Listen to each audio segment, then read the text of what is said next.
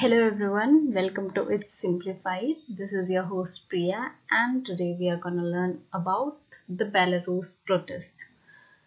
आपने न्यूज़ में देखा होगा कि बेलारूस में बहुत ज़्यादा प्रोटेस्ट हो रहे हैं और जो लोग हैं, कॉमन मासेस हैं बेलारूस के, they are fighting for democracy. तो अभी हम देखेंगे बेलारूस की लोकेशन के बारे में एंड लोग प्रोटेस्ट क्यों कर रहे हैं, जो लार्जर पिक्चर है प्रोटेस्ट के पीछे की, वो भी सब देखेंगे. So guys, let's get started. तो सबसे पहले हम बेलारूस की लोकेशन देखते हैं. बेलारूस एक यूरोपियन कंट्री है जो कि ईस्टर्न यूरोप में सिचुएटेड है. ये एक लैंडलॉक्ड कंट्री है और ये बॉर्डर शेयर करती है विद रशिया, लतविया, लिथुआनिया, पोलैंड और यूक्रेन के साथ. जो कैपिटल है बेलारूस की वो है मिन्स्क और ये जो है सबसे मोस्ट पॉपुलर सिटी है बेलारूस की. तो अभी हम देखेंगे कि जैसे न्यूज़ में हम देख रहे हैं तो वहाँ पे प्रोटेस्टर्स जो हैं वो रेड एंड वाइट फ्लैग के साथ दिख रहे हैं, बट रियल में जो ऑफिशियल फ्लैग है बेलारूस का वो ये ग्रीन और रेड कलर वाला फ्लैग है. तो ऐसा क्यों है कि एक देश में दो फ्लैग, ऐसा क्यों है? तो सबसे पहले हम इसका रीज़न जानते हैं. जो रेड एंड ग्रीन फ्लैग है वो डिपिक्ट करता है सोवियत बेलारूसिया. एक टाइम पर जो बेलारूस था वो सोवियत यूनियन का पार्ट हुआ करता था, जिसे यूएसएसआर भी कहा जाता था.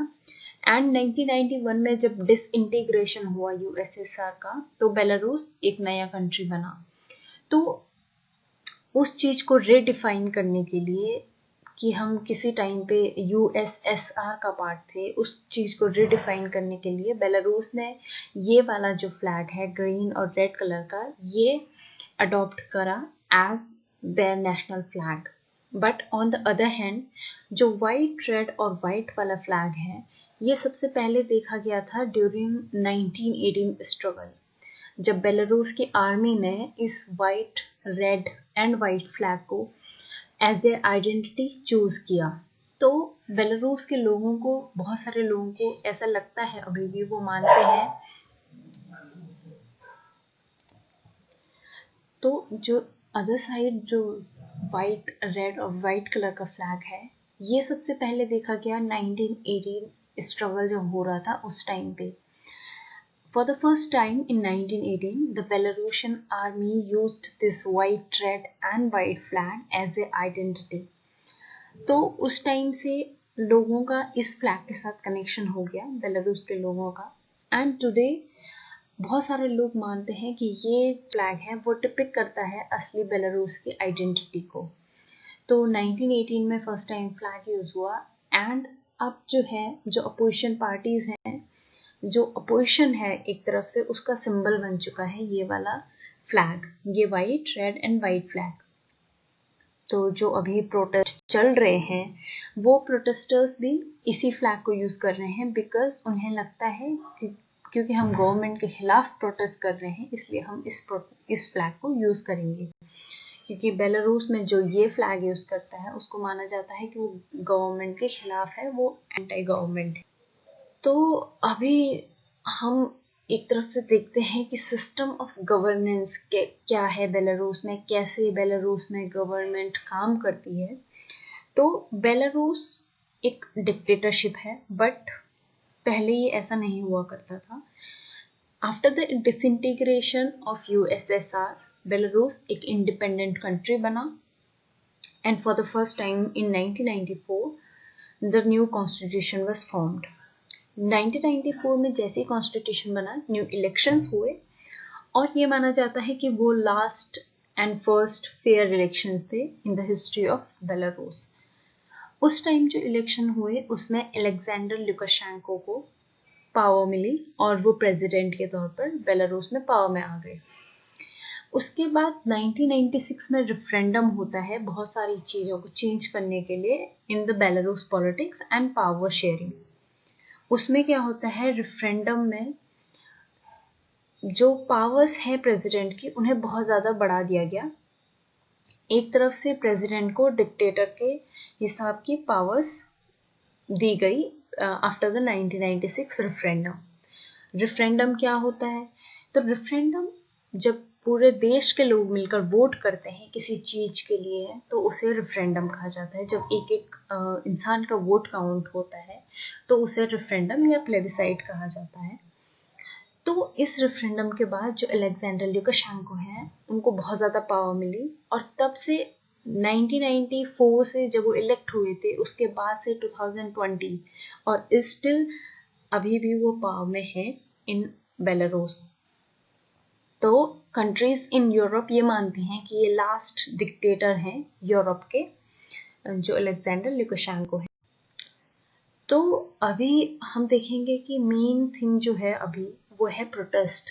इतने प्रोटेस्ट क्यों हो रहे हैं बेलारूस में, क्यों लोग सड़कों पर उतर आए हैं गवर्नमेंट के खिलाफ, तो ये अब हम इस वीडियो में आगे देखेंगे।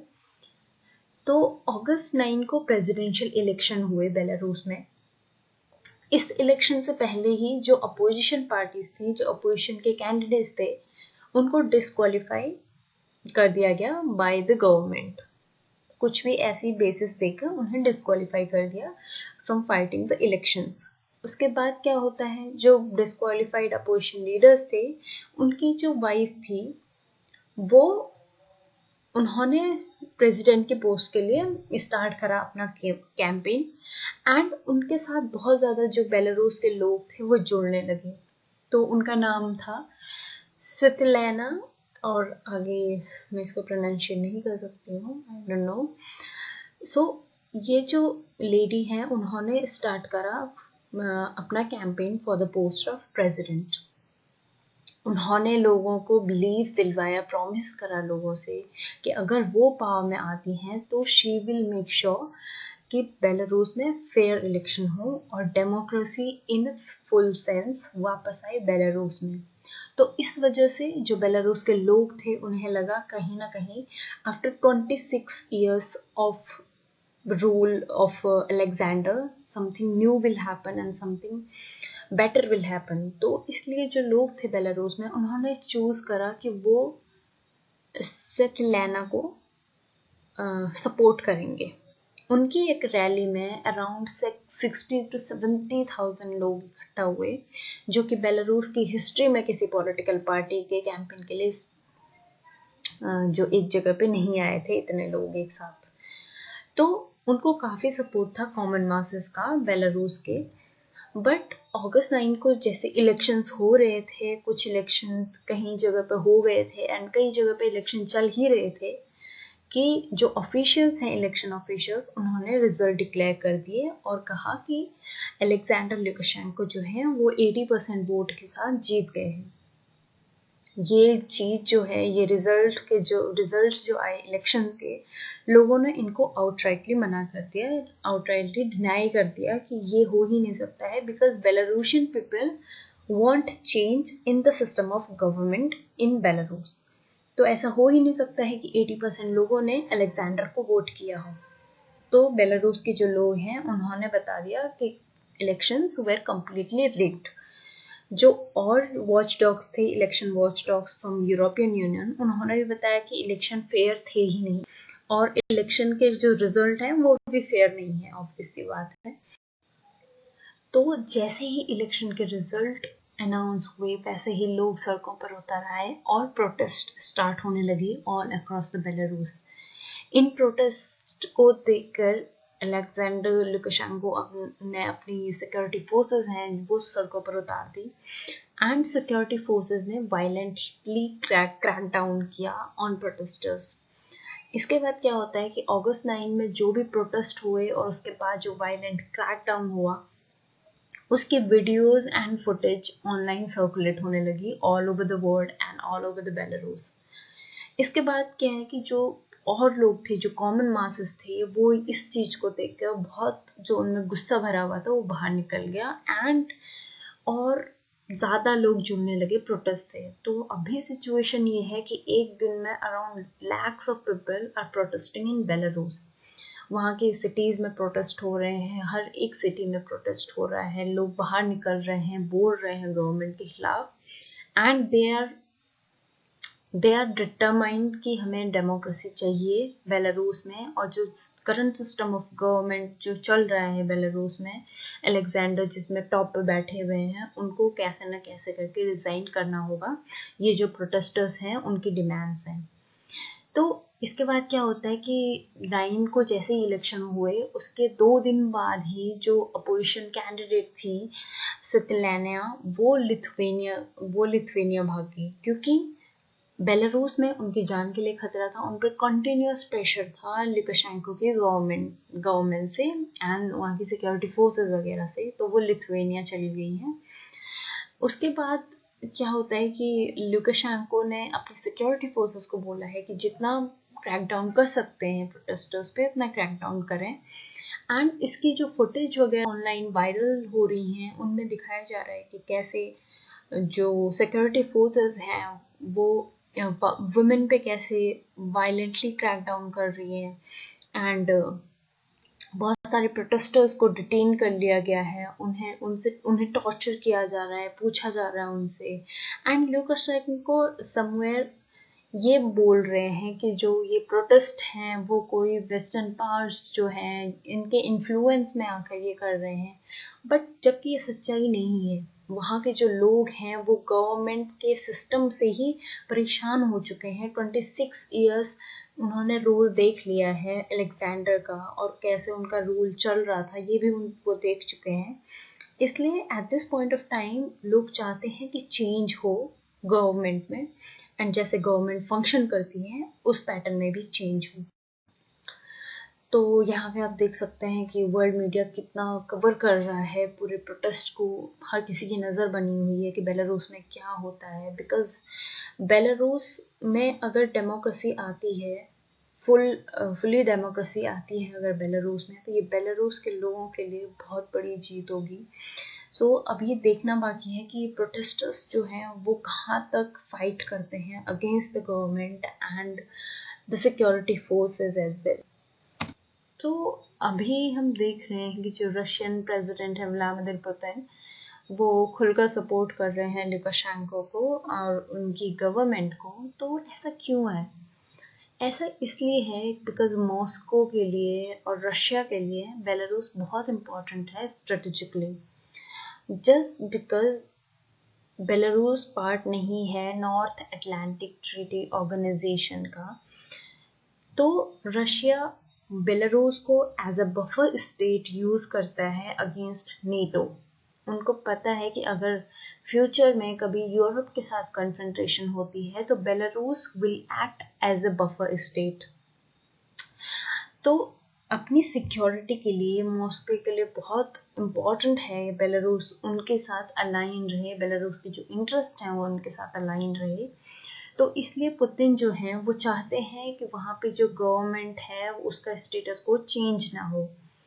तो अभी पुतिन के सामने बहुत बड़ी प्रॉब्लम उनको दिख रही है, और उनका डर भी सबसे बड़ा यही है। उनको लोगों के जो प्रोटेस्ट हैं एंड जो डेमोक्रेसी है उससे डर लगता है पुतिन को। ऐसा माना जाता है कि वो डेमोक्रेसी से सबसे ज़्यादा डरते हैं, और लोगों की जो प्रोटेस्ट वगैरह होते हैं उनसे बहुत उन्हें डर लगता है कि कहीं प्रोटेस्ट मतलब रशिया में भी स्टार्ट ना हो जाए। तो अभी पुतिन के सामने 2 वेज हैं कि वो बेलारूस के प्रोटेस्ट में क्या करना चाहेंगे, बिकॉज बेलारूस में जो भी होता है चाहे वहाँ पे डेमोक्रेसी आती है या नहीं आती है, it largely depends on Russia and on Putin. वो जो डिसीजन लेंगे उस पर डिपेंड करेगा कि बेलारूस में क्या होता है आगे। तो पुतिन के सामने 2 ऑप्शन है, या तो वो बेलारूस में डेमोक्रेसी आने दें, या तो फिर वो सपोर्ट करें लुकाशेंको को, ताकि लुकाशेंको जो प्रोटेस्ट हो रहे हैं उनको आसानी से उनको दबा सके। तो फर्स्ट वाला ऑप्शन हम डिस्कस करते हैं कि डेमोक्रेसी आने दें बेलारूस में। जैसे अभी लग रहा है जितने लेवल पे प्रोटेस्ट हो रहे हैं बेलारूस में, और लुकाशेंको कंटिन्यूअसली बोल रहे हैं रशिया के वो कि हमें सपोर्ट करिए एंड द प्रेसिडेंट पुतिन, उन्होंने खुद कहा है कि अगर बेलारूस को सपोर्ट करने के लिए, लुकाशेंको की गवर्नमेंट को सपोर्ट करने के लिए उन्हें मिलिट्री भी भेजनी पड़े तो वो भेजेंगे। बट अगर सपोज वो डेमोक्रेसी आने देते हैं बेलारूस में, तो व्हाट विल हैपन? बेलारूस में डेमोक्रेसी पुतिन तभी आने देंगे अगर वो किसी ऐसे कैंडिडेट को एज ए प्रेसिडेंट अपॉइंट करवा दें कैसे न कैसे करके, जो मॉस्को के इंटरेस्ट के साथ अलाइन हो, तभी पुतिन चाहेंगे कि वहाँ पे डेमोक्रेसी आए। बट ये वाला ऑप्शन जो है वो पुतिन एक तरफ से नहीं चाहेंगे कि हो, बिकॉज अगर बेलारूस में डेमोक्रेसी आती है तो फिर रशिया के लोग भी डेमोक्रेसी के लिए फाइट करना स्टार्ट कर देंगे। वो ऐसा कहना स्टार्ट कर देंगे कि अगर बेलारूस में डेमोक्रेसी आ सकती है आफ्टर द प्रोटेस्ट, तो रशिया में क्यों नहीं? तो इस वजह से जो पुतिन की पावर ग्रिप है उसको कहीं ना कहीं हार्म पहुंच सकती है। तो पुतिन चाहेंगे कि ये तो ना ही हो पाए। सेकेंड ऑप्शन है कि लुकाशेंको जो अभी जो प्रोटेस्टर्स पे क्रैकडाउन कर रहे हैं उनको सपोर्ट किया जाए थ्रू बैक चैनल्स, या तो डिप्लोमेसी से और सीक्रेट मिलिट्री चैनल से। तो ये रशिया आराम से कर सकता है। एंड जो उनकी सीक्रेट एजेंसीज हैं वो इस चीज़ में काफ़ी माहिर भी हैं, उन्होंने बहुत सारे देशों में ये काम किया हुआ है पहले भी। तो वो आराम से कर सकते हैं कि बैक चैनल्स के थ्रू सपोर्ट करते रहें जो लुकाशेंको की गवर्नमेंट हो वहाँ पे उनको। बिकॉज अगर रशिया ने सपोर्ट किया लुकाशेंको को इन बेलारूस, तो बेलारूस के जो लोग हैं वो कहीं ना कहीं एंटी रशिया उनके सेंटिमेंट्स आ जाएंगे, जो कि फ्यूचर में पुतिन के रिजीम के लिए अच्छा नहीं होगा। तो इसलिए पुतिन सबवर्जन की जो टेक्निक्स वो बहुत पहले से उनकी जो इंटेलिजेंस यूनिट्स यूज करती आई हैं वो ट्राई करेंगे फॉर श्योर इन बेलारूस। तो at the same point of time Russia और चाइना एक तरफ है, वो लुकाशेंको की गवर्नमेंट को सपोर्ट करते हैं in Belarus. On the other hand है यूएस एंड यूरोप। अभी यूएस प्रेसिडेंट ने इस जो ये प्रोटेस्ट हो रहे हैं इन पर कोई ऑफिशियल स्टेटमेंट नहीं दी है। एंड यूरोप अभी जो लोग प्रोटेस्ट कर रहे हैं उनके ही पक्ष में बोल रहा है कि जो प्रोटेस्ट का राइट है वो सबको है, ह्यूमन राइट है प्रोटेस्ट करने का। एंड जो वायलेंट क्रैक डाउन हो रहे हैं प्रोटेस्टर्स पे उनके खिलाफ यूरोप में आवाजें उठ रही हैं। बट यूएस अभी तक चुप है, बिकॉज वो चाहते हैं कि पहले वो यूरोप को देखें कि यूरोप कैसे रिएक्ट करता है, and then only they will react to the situation. Because US और बेलारूस के रिलेशंस बहुत अच्छे नहीं रहे हैं, एंड यूएस प्रेसिडेंट लार्जली चाहते हैं कि उनके जो इंटरेस्ट हैं बेलारूस के साथ वो अलाइन हो जाएं और कैसे न कैसे करके बेलारूस यूएस के क्लोजर आ जाए और रिलेशंस थोड़े इम्प्रूव हों। इसलिए जो प्रेसिडेंट हैं वो अभी कुछ भी स्टेटमेंट देने से कतरा रहे हैं ऑन बेलारूस प्रोटेस्ट। तो अभी देखना ही होगा कि यूएस और यूरोप कैसे रिएक्ट करते हैं to this situation unfolding in Belarus, और या लोग जो प्रोटेस्ट कर रहे हैं बेलारूस में वो डेमोक्रेसी ला पाते हैं या नहीं, ये सब देखना होगा। एंड फिलहाल तो लोगों का प्रोटेस्ट जारी है एंड जो क्रैकडाउन हो रहा है वो भी जारी है।